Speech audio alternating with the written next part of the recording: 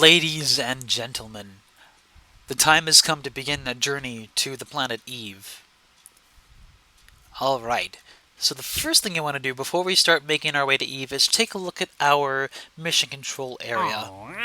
I'm going to look for any missions that'll benefit from visiting Eve. And right away I do see a couple of them actually. Let's see. We want to... Well, any of them that are free as well, we also want to take too. Science data from around the moon, plant a flag on the moon. Huh. You know what? This gives me an idea. I'm going to select some missions to the moon. You might be wondering, what do those have to do with going to Eve? Well, maybe we can do a pit stop at the moon on the way to Eve. Let's see what else we can do. Any landed on missions I do want to take because they're extremely easy to do. Let's see. Flight over Kerbal. Aha! Here's one. Explore Gilly. Gilly is Eve's moon. This is something I wanted to do anyway, so really for no extra cost, we get paid to do what we were already planning to do. So I'm going to say yes to Gilly. Test launch escape system landed at the moon. Intriguing. Okay, if we're going to the moon anyway. Oh, here's one. Test TR-2V stack decoupler splashed down at Eve. Splashed down, it says. Eve has water on it. Yes, I say to that. Anything that benefits from us going to Eve. So, we're gonna take those, and let's see if there's anything else we can do here. Flight over... I'm not gonna worry about the flight over ones at the moment. We don't have to worry about those right now. So, I'm gonna leave those be and consider what we're already capable of doing. Now then, time to design a rocket. Oop, here's our economy mission still hanging out from our last video. We're just going to remove that and start fresh. Oh, actually I may have to... Hold on. Bleh. Now we can start fresh. So, I'm going to begin a new project. This project is going to be the main ship that we're going to use for the majority of the game from here on out. It's going to be a vessel that travels to many systems, even its initial target. Well, of course, the moon otherwise, but also Jool is a place that I want to send this craft to. Basically, we're building our flagship. I'm going to name it after one of my favorite things. I'm going to call it the Charon. Now, there's no missions, interplanetary missions, that have sent man-people out, so man-missions out, rather, so I'm going to give it my own unique name. Charon is a reference to a couple of things. In mythology, I believe it's either Greek or Roman mythology, I'm not sure, there was a creature named Charon, who was designed as part of the afterlife underworld thing. His main deal was that he was a ferryman. He carried souls across deep, dark rivers to the next worlds.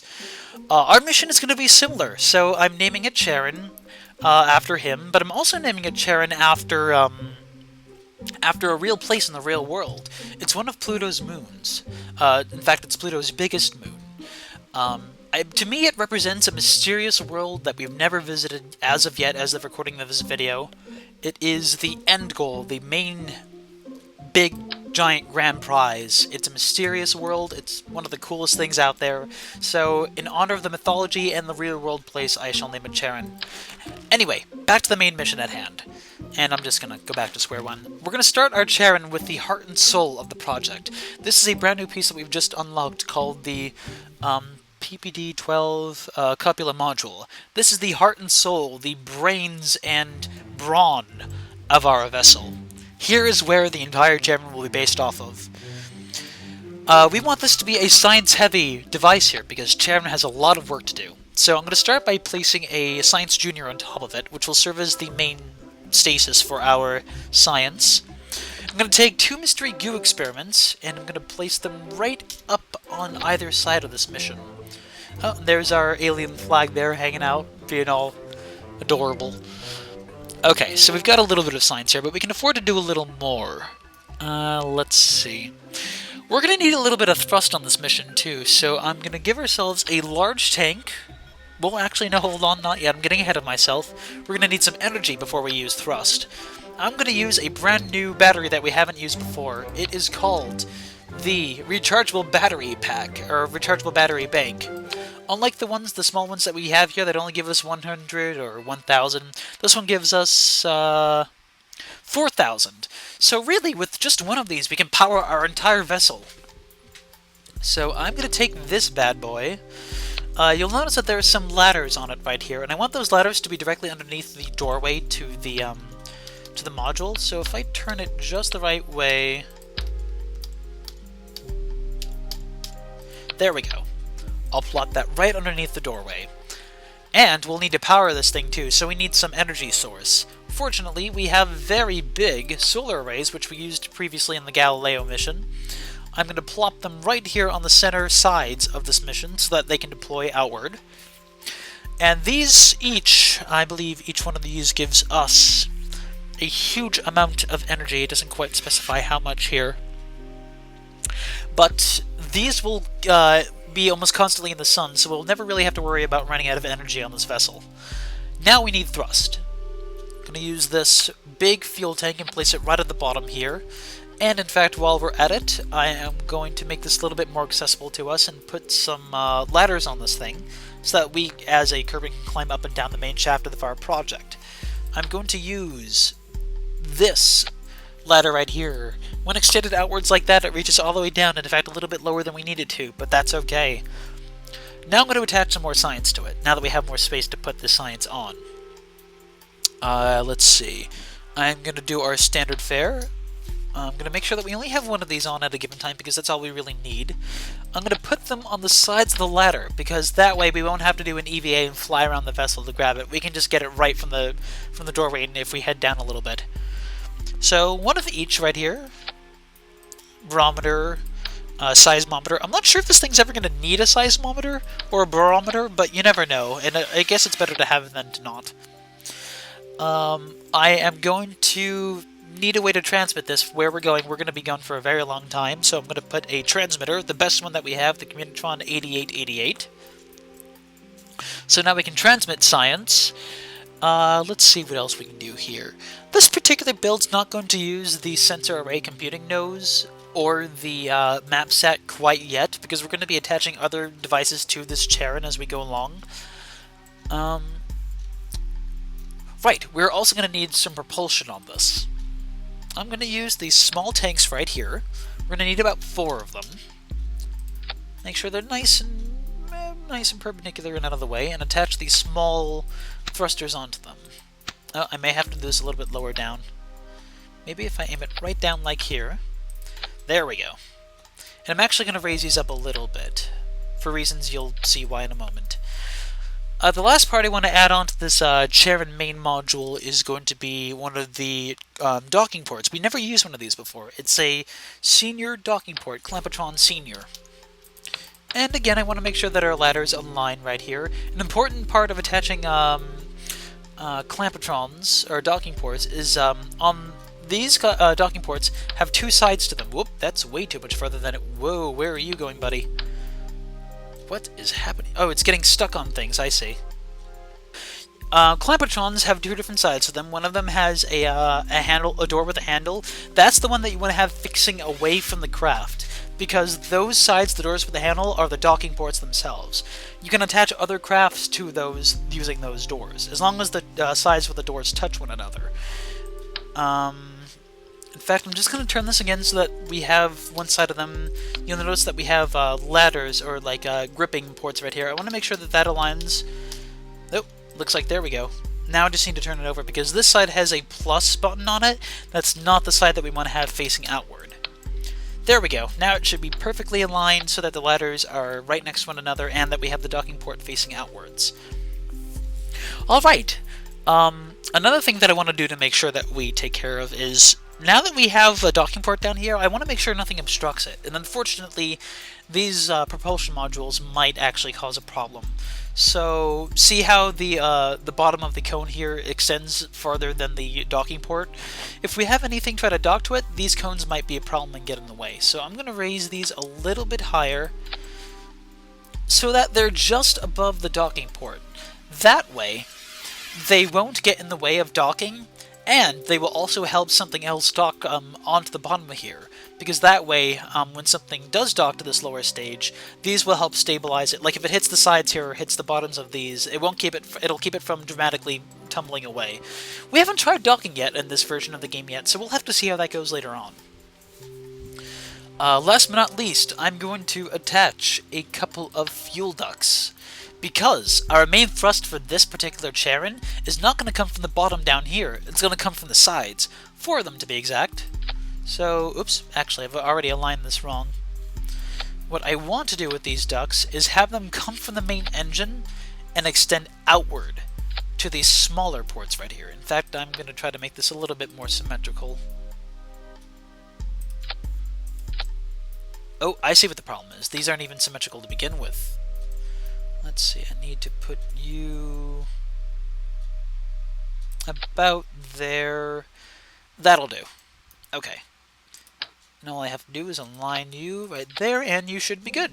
So this right here, what we're seeing before you, everything that you see here is going to travel to all of those worlds that we visit, that I've described, or at least to Eve and Jool. Possibly to all the other planets, but I'm not sure yet. We'll have to see how practical that is. Let's see, is there anything else I want to add to this? Ah, of course. We're also making a side mission to the moon. And in order to do that, I am going to put a lunar lander on top of this. Or more specifically, what I'm going to do is start with a probe piece.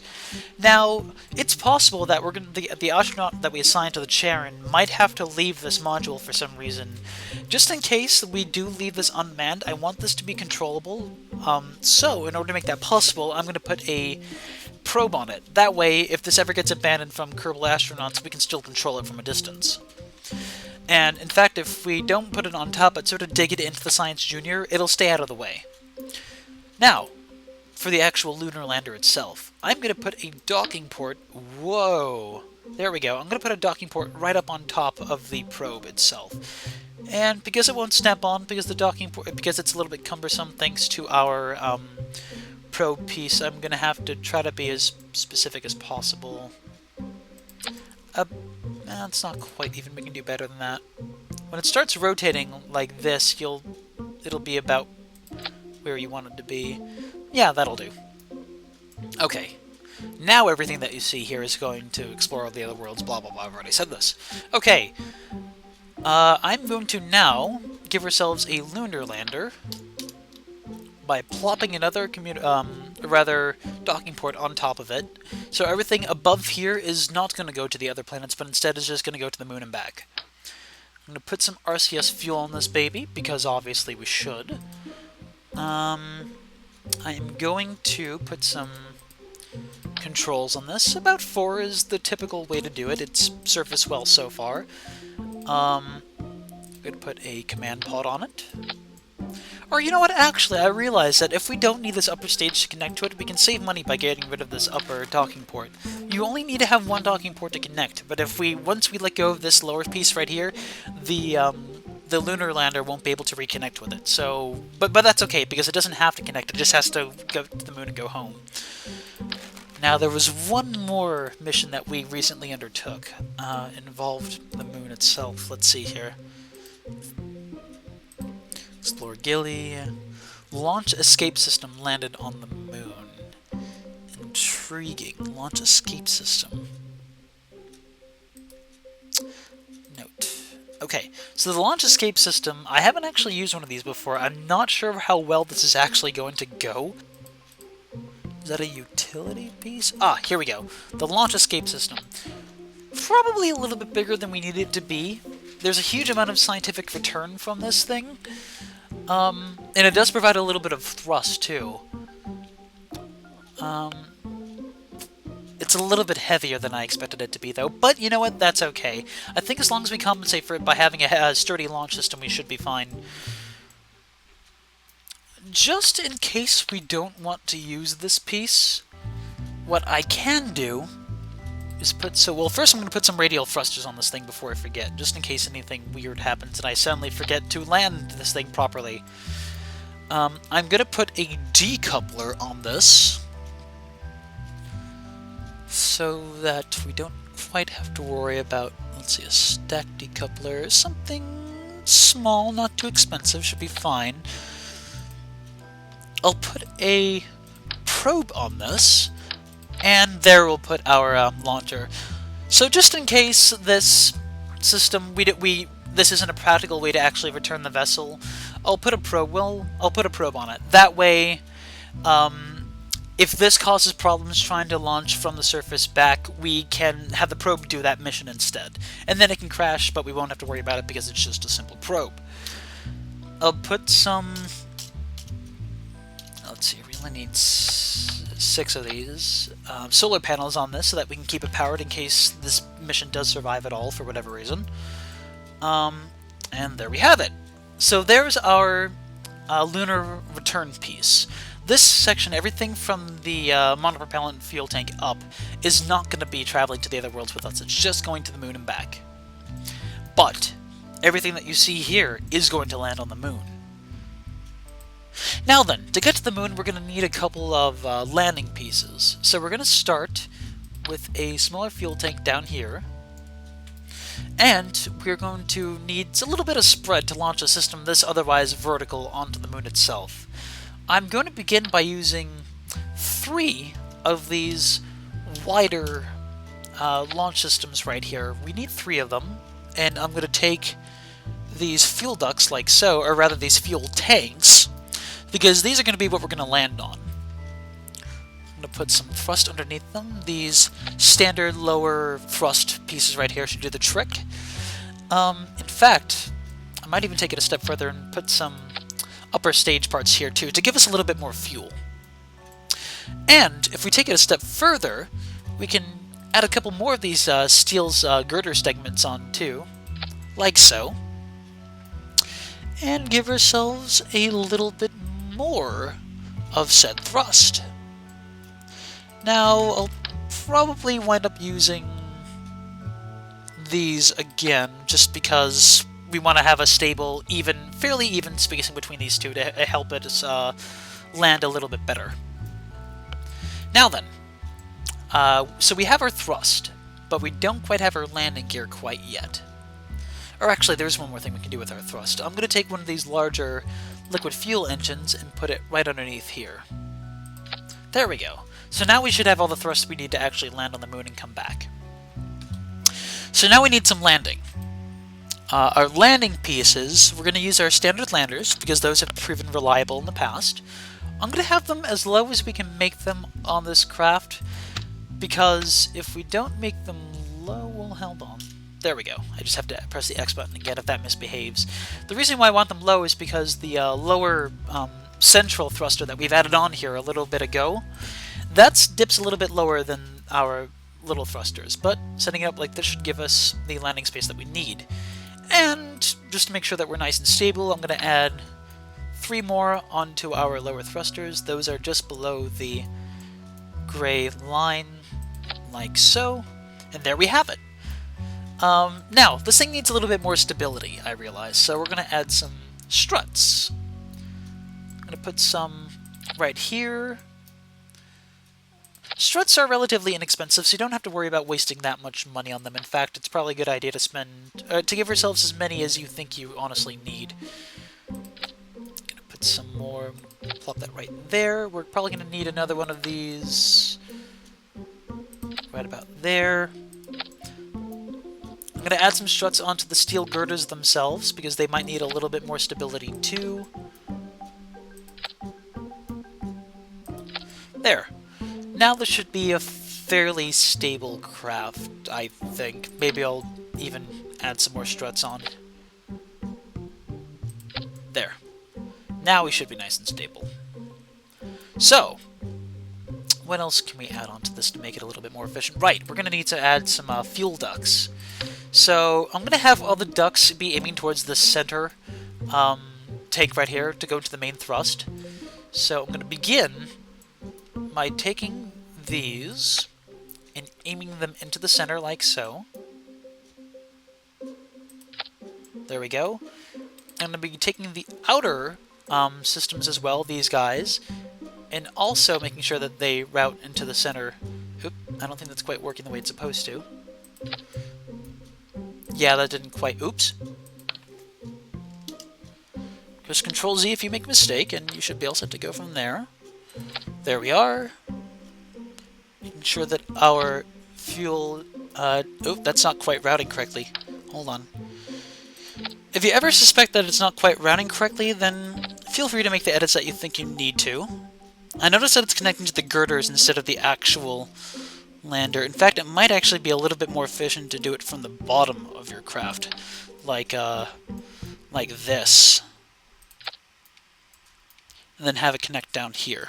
There. Now I can guarantee that those are going to be there. And in fact, I'll do the same with the upper stages, upper ones too.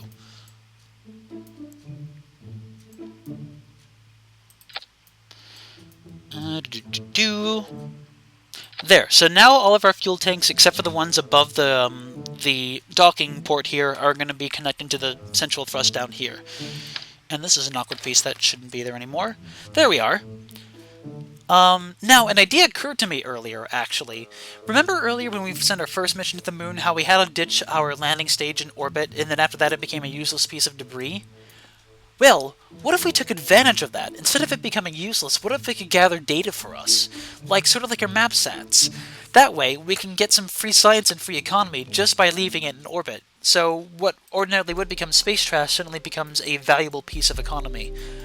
So, in order to do that, we want to add, a probe to it. That'll have the game think of it as a controllable machine. We're going to need some energy to make sure that it stays active. So I'm going to put some solar panels on this rig. In fact, I'm going to put them right on the outsides. The further out they are, honestly, I believe the more sun that they're going to catch. They don't need to carry that much sun with them at a time, so honestly, simple solar panels should do the trick. They're the least expensive, and we don't really need that much solar energy for this particular part of the mission. Now then, to maintain a charge, we're going to need some batteries, so I'm going to put some batteries on the outside, making sure that we have 3 of them. And I think I might even put some on the sides here too, just to be sure. There we go. And if we wanted to return science, we'll have to put some science data machines on it. So, let's consider. Barometer, we know is going to be useless, so let's consider putting some science devices on the other 3 components of our machine. So here's one thermometer, here's one gravity scanner, which I think we'll be using the most of, and possibly we'll be making use of the seismometer, I'm not sure, but it's good to have it just in case. We are also going to make sure that it can transmit data, so I'm going to put a commutatron on it, right here on the center of this upper part, and just in case we can't put it in a polar orbit, I'm going to put a map set on it too, or a map stat. There! Anything else we can add to this? Let's put some lights on this too, landing lights. That'll help us when we actually land on the surface, obviously. There we go. We only need really 3 of them, because we'll be able to judge our landing with just the 3. In fact, yeah, we'll leave 3 on. Is there anything else we can add to this to make it more handy? We're carrying a heavier load up in there than I expected to.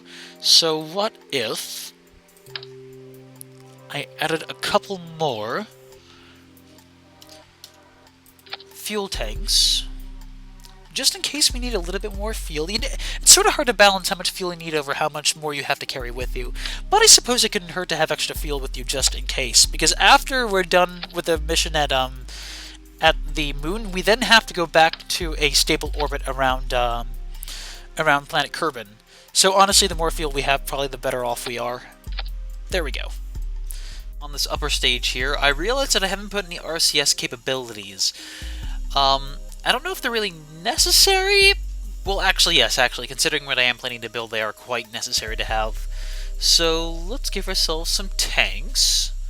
Gonna tank up in here. About 4 of them should be sufficient. I just gotta figure out where.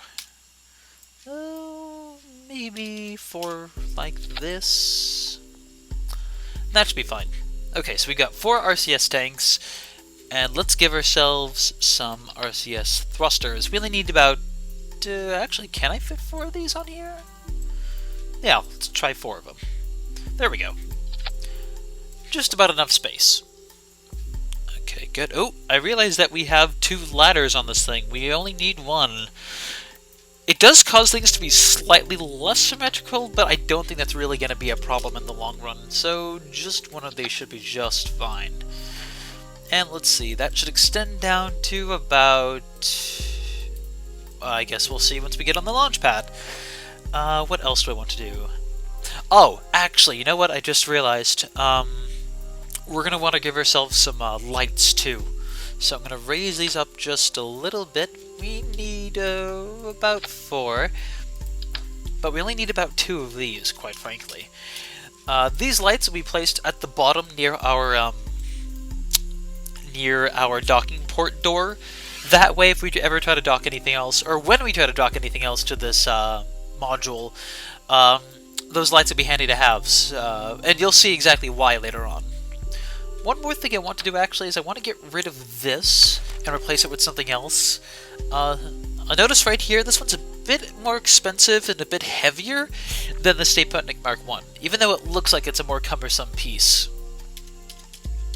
But if I just take one and plop it right there, that should actually be a little bit more efficient for our use. Is that everything I want to have here?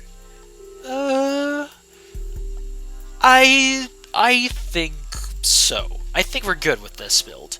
Oh wait, no, actually, no, I'm sorry. Every time I say that, I find something new that I want to add. I swear this is the last thing, though.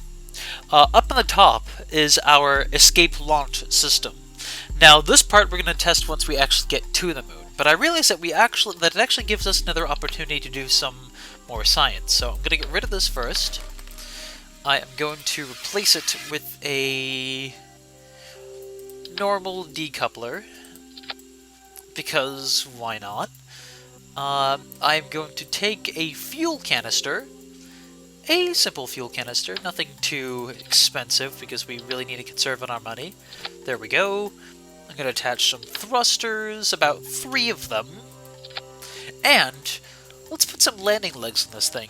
The idea is that if we're going to launch something away from the moon, instead of having it crash somewhere, we might be able to take advantage of the situation and actually land this escape system up here.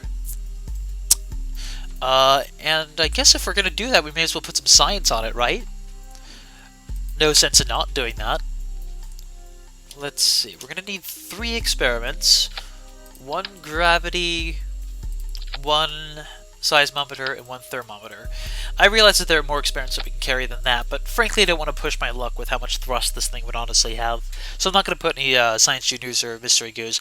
The idea is that this small module up here, I might be able to push this thing into another biome once we're on the moon. Oh, maybe I should bring some battery packs, because science costs stuff. In fact, that'll help things stay symmetrical too. Let's put these battery packs here. We have 1 more slot, so let's use that for a Communitron. I'm going to use a basic one, just because I would rather not endanger the craft by carrying anything too heavy on it. Okay, so now we have everything that we want to put on the moon. This Charon upper stage should be set to go. Or is it? I'm going to get rid of a little bit of extra weight. I'm going to get rid of these goo experiments, just because we've put some more science up here, and I think that science will compensate for the lack of goo experiments that we have on the lower lander itself. Okay, now we're set. Now all we have to do is give this thing a launch vehicle to sit on top of, and then we should be all set to go.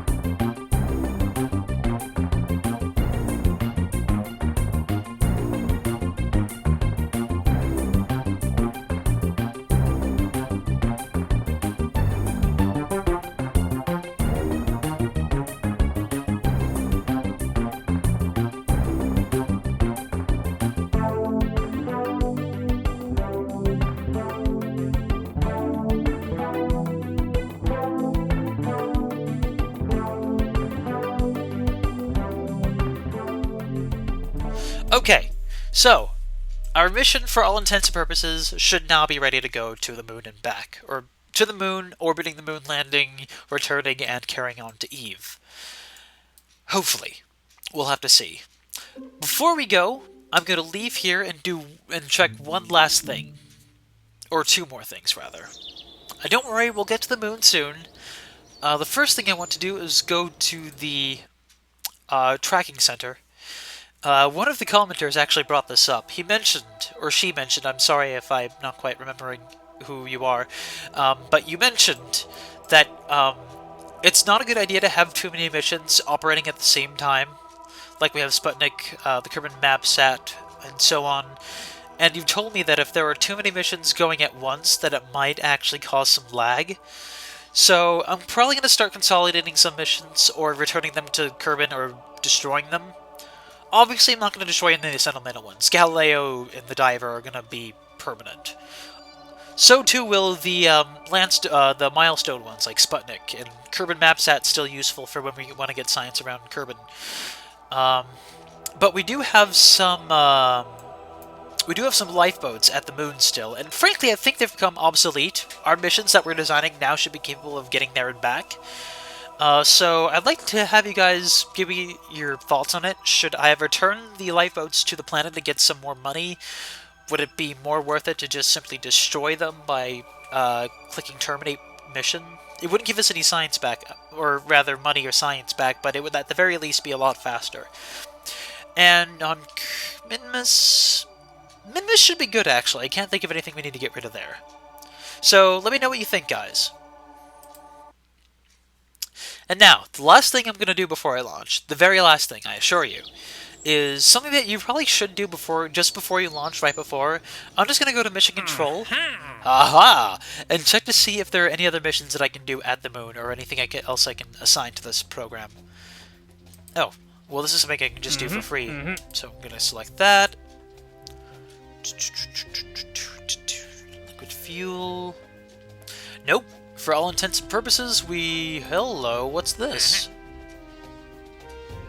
I think we actually have one of those boosters on a rocket. I'm gonna take that, and if we don't have that, then I guess we'll find out soon enough.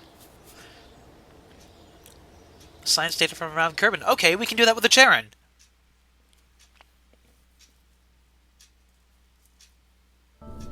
Okay, now then. We have the all-important task of assigning crew members to this mission. We can now launch 2 people up here at a time, and I don't want to jeopardize to be either one of them. Now then, we have 2 operations to consider. The moon. I have a tradition of sending Bill Kerbal to the moon. It was an accident the first time, but I think it might be kind of fun to make him our designated moon specialist. And since the command pod is going to be the part that's actually returning the command pod Mark 1, I'm going to put Bill in it. That's this lower part right here. So that he will get out, actually do the EVA, gather the science, come back with all the science, and so on. But we need to assign somebody to this main capsule. This person is going to be the commander, the chief, the pilot, the main Charon mission leader. His entire name will be connected to this project forever, because he will never leave this mission unless we have any reason to. I want somebody who's very smart, and somebody who's brave. Looking at the statistics and trying to get this thing out of the way. Oh, we can't. Well, I see one very good crew member here, Noonie Kerbal. His courage is great, and his stupidity is significantly low. We do have some people who are less stupid too, but I'd rather put them on a different mission. Now, I don't know if the courage and stupidity actually do anything for the mission, if they have any specific stat changes. They might in a future update, but right now I don't think they do anything. I just think that it makes sense to me to have somebody who's very brave, but very also smart at the same time in the main mission. Okay, that's every single thing that we need to do. So, finally, we are going to attempt a launch. This will be the Charon's maiden and first and only voyage. It will travel to the moon, to orbit, and to beyond. Oh, actually, hold on. Do you guys see that? I'm seeing some wobbling here. Look, I'll show you. It's swaying like a tree. I don't like that. I realize there's one thing we can do, actually, to remedy this. I'm gonna put some more struts on. Let's see. You know what? I know what I can do. It's a very simple fix. We need 6 struts. Or rather, here we go. We'll put the struts there. And they will connect to the... there. Now, that should be a lot more stable. Okay. Is the crew still... Nope, I have to reset the crew. Bill going in there. Noonie going here. Do I have to reset action groups? Because that would be really annoying. No, I don't. Good. Alright, let's light this candle.